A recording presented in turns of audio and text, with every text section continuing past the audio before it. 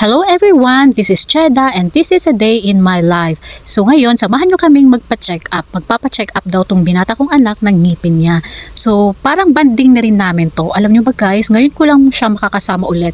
Kasi sa busy niya is, syempre hindi na kami nakakalabas. At saka kung may pupuntahan kami at niyayaya namin siya, syempre minsan kasi ayaw na nilang sumama. Mas meron pa silang priority na pupuntahan. Diba? Hindi ka na i-prioritize ng anak mo pag binata na siya.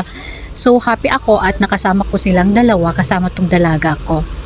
So guys, pag maliit pa yung mga anak nyo, ipasyal nyo na or isama-sama nyo na kasi darating talaga yung time na ayaw nilang sumama.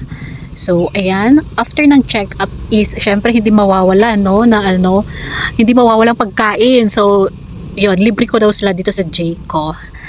Maganda naman kasi dito kasi busog pa kami kaya hindi na kami mag-rice, mga inasal sana, pero kumain na kasi kami sa bahay.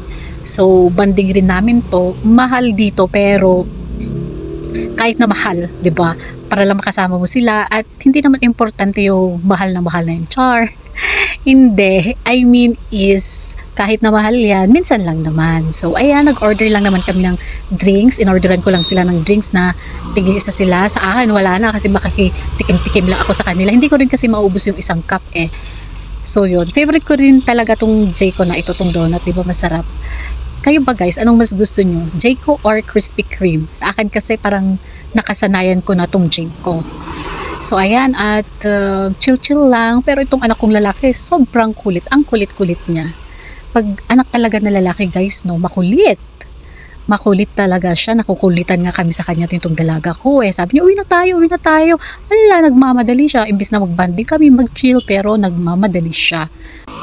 Alam niyo ba guys, na habang tumatanda ako is na-realize ko na ang dali-dali pala talagang mga anak, no? I mean, mahirap mga anak, pero ang pinakamahirap is yung pagmalaki na sila, yung pagdidisiplina ba. Minsan nga hindi mo na alam kung tama ba yung ginawa mo, tama ba yung pagdidisiplina mo sa kanila. So, yun, na-realize ko lang, kayo ba na? So, yan, favorite ko din yung Alcapon guys. Kayo ba? Anong favorite nyo? Nung mga bata pa sila, ang saya-saya lang, gano'n na confident ka na mapapalaki mo sila ng maayos, na napapalaki mo naman nga talaga sila ng maayos, pero pag lumaki na sila, hindi mo na alam kung napalaki mo ba sila ng maayos talaga. Minsan nga hindi mo na sila kilala. Tama nga naman yung sinabi nung yung isa kong friend na paglaki ng mga anak mo, hindi mo talaga sila kilala or hindi mo sila masyadong kilala.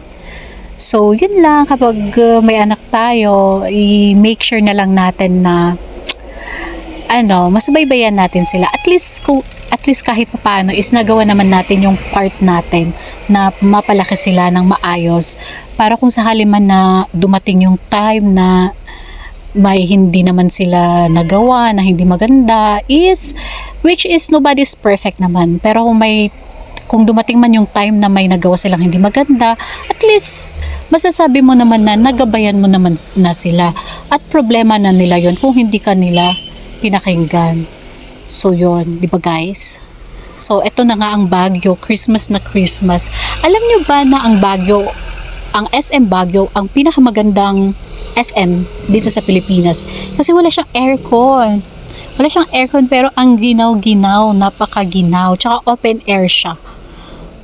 Yun lang, kang bumabagyo is yun, minsan napapasukan ng mga ulan, tubig ulan tong SM minsan. Kaya minsan nire-repair sila. At eto na nga, pauwi na nga kami dito. Bumili kami ng pasalubong ni Bunso. Kasi hindi namin siya naisama.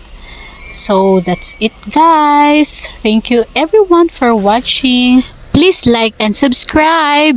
Follow for more.